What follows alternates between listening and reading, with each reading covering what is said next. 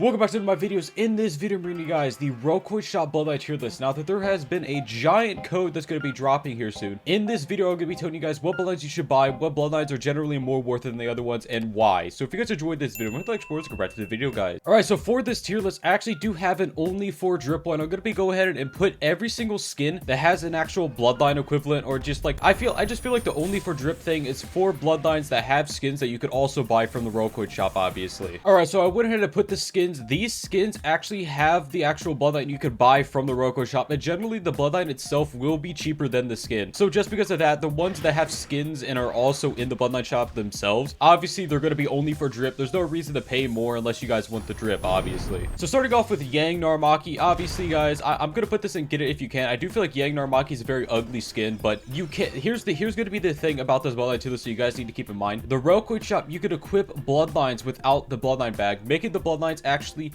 generally better than spinning them. So generally their skin equivalent that's in the RELLCoin shop, there's not that many that are, have a skin equivalent, but if they are actually a skin and in the RELLCoin shop, in a lot of cases they are actually better, considering that you could actually get the bloodline in the bloodline shop and you could equip it whenever you want rather than having to spin the bloodline itself. I do think that it's actually a really cool, mechanic, and I definitely think that definitely makes the bloodline a lot better than it normally be. So when it comes to Yang Naramaki, it's not like the bloodline's bad at all. Like, it's definitely usable as a bloodline. It needs buffed, but it's still very usable, hence why it's going to be in get it if you can. Eastwood Karashi is going to be at the top of get it if you can for now. Eastwood Karashi is a very good bloodline overall. There's no other way to get it besides the RELLCoin shop, and I'm pretty sure in dungeons that's a thing, but nobody wants to grind dungeons, so RELLCoin shop might as well be the only way you can get it. And because that's the case, definitely get it top of get it if you can. I don't think it's really a must buy, but it's definitely a really cool bloodline. Now Bankai Kuma is going to be another get it if you can. I do not feel like Bankai Kuma is really a must buy bloodline right now. It definitely is extremely good,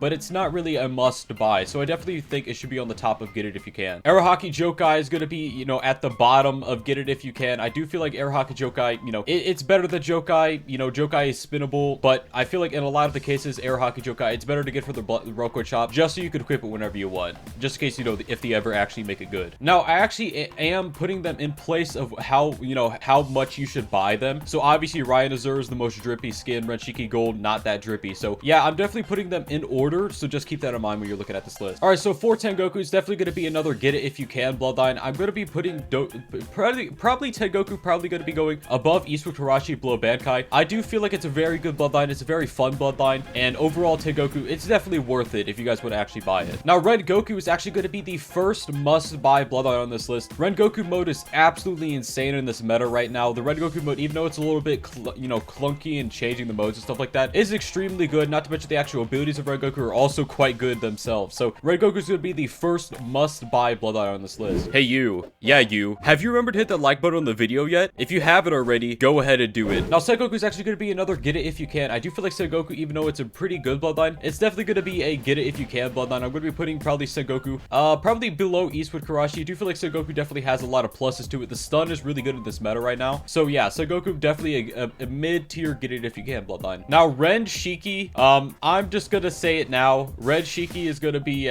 it's borderline not worth it at all, because this bloodline is borderline useless. I'm going to do it. I'm sorry to the Red Shiki lovers. The Red Shiki is going to be a not worth at all. I would recommend not buying this bloodline until they actually buff the moves, because right now the only usable move is the counter. Now Ryan Ren Goku is going to be, this is going to be crazy. I think that it should be at the near top of get it if you can. Actually above Bankai Kuma.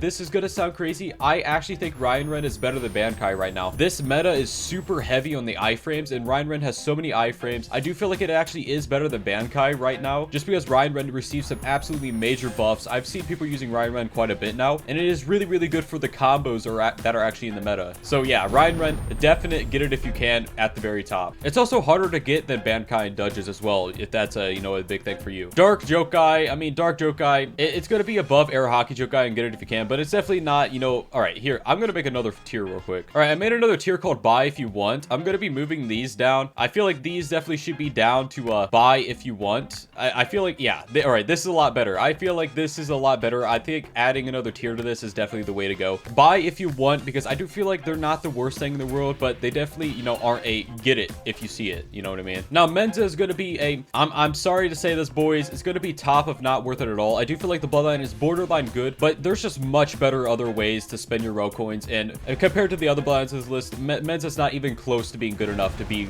worth buying. Now, Diva Sengoku is going to be another not worth it at all, but it's going to be at the very top. I do feel like Diva Sen after the buffs, it is usable now, but I do feel like, no, it's not usable. It's kind of unusable. I mean, like, come on, man. Diva Sen, yeah. I don't really need to say much about it. It's not worth it at all. If you really want this Bloodline, just go grind the boss. I know it's kind of hard to get, but in the end, like, it's worth your time. It's a lot harder to grind RELL coins than it is to just grind for the boss Bloodline. Now, Forged Sengoku right here. Forged Sengoku is going to be it's going to be near the top of get it if you can. I do feel like since the boss is actually, you know, you can go grind the boss itself. You can't equip it without the Bloodline bag. No, okay. This is going to be only for drip. I feel like if you're going to be lazy and, you know, you don't want to grind the boss for the Bloodline, that's fine. But, all right, you know what? Just because of that, I'll put it in buy it if you want at the top. I feel like if you want to buy it instead of grinding for it, that's fine. But generally, I would recommend actually grinding for the boss. So you can spend your RELL coins to something that you wouldn't be able to get otherwise. You know what I mean? It also isn't, you know, extraordinarily rare to get. Sriracha Gold, I'm going to say it, not worth it at all, man. I think normal Sriracha is actually spinnable in the actual normal slots, and Sriracha itself isn't even that good as a Bloodline. So yeah, definitely not worth it at all. Now, Satori Rengoku, you know, I'm kind of indifferent to this. I feel like it's definitely a buy it if you want. It's not good. It's not, you know, it's not the worst Bloodline in the game, but it's definitely not good at all. So yeah, it's definitely going to be being put in buy it if you want. Ryan Gaiden is going to be another must buy. I'm definitely going to be putting it below Rengoku because I do feel like Ryan Gaiden, it isn't as good as Rengoku, but holy crap, that second ability is amazing. And I'm almost positive they will eventually remove the gap from the third ability. So Ryan Gaiden is going to be a really good Bloodline, and it's definitely going to be only must buy, as a lot of people probably know. Now, Naramaki Gold is going to be another buy it if you want. The normal Bloodline is actually spinnable, but if you do not actually have Bloodline bag, or, you know, if you don't want to spin for it, it's definitely worth buying it. You know, if you want to buy it, if you want it to have the access to actually equip it whenever you want, it's definitely going to be worth it. Now, Diosenko is going to be a get it if you can. I'm going to be putting Diosenko at the very bottom. Now, the general reason why Diosenko is good is because of the first mode. The first mode C-Spec is absolutely amazing, but there's other abilities that can actually replace it, including, you know, very uncommon Bloodline called Black Shock. Does the exact same thing. It just doesn't have, you know, as much range. But Diosenko, that mode is definitely going to be a get it if you can, just because of the mode itself. Inferno Karashi is going to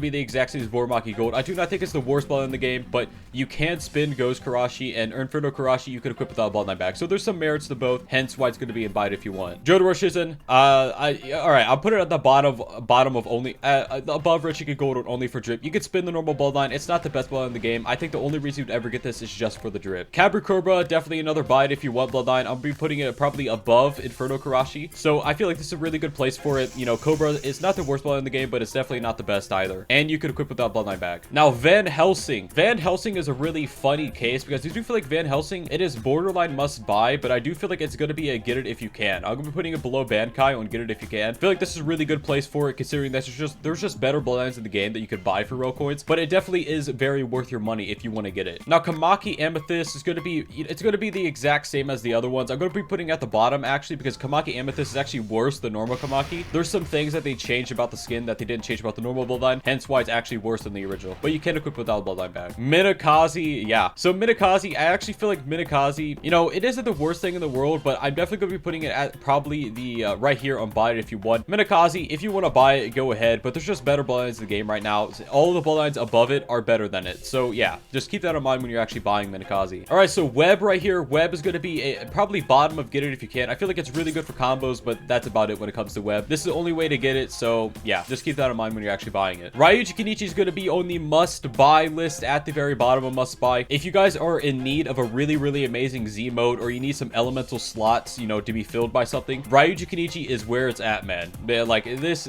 single-handedly the best Z mode in the game. It rivals Divination, but it's better in some ways, not better in some ways. It depends on how you actually use the mode, but Ryuji mode by itself is an entire bloodline. So yeah, just keep that in mind when you're getting this. It's definitely on the must-buy list. Ryujukunichi. Now, here's the weird thing about Ryujukunichi. I feel like it definitely should be a buy if you want, because I do feel like Ryujukunichi is not very good as the bloodline itself. But I do feel like when it comes to... Okay, wait. Dark Jokai needs to be a little bit lower because you could spin Light Jokai. But when it comes to these bloodlines right here, I do actually feel like Ryujukunichi, it isn't the worst thing in the world. It's definitely not the best. So buy it if you want. You know what I mean? Now, Shindai Akuma. This is like... The thing is, I do not feel okay with saying that you should get this. Get it if you can. But get it if you can, man. They made the actual counter of Shindai Akuma a lot better than it used to be. The actual counter that spawns clones, amazing in this meta. It is borderline being broken in this meta because it's a very counter heavy meta. Actually, I'm going to be putting Shindai Akuma above Van Helsing and get it if you can. I feel like this is a really good place for Shindai.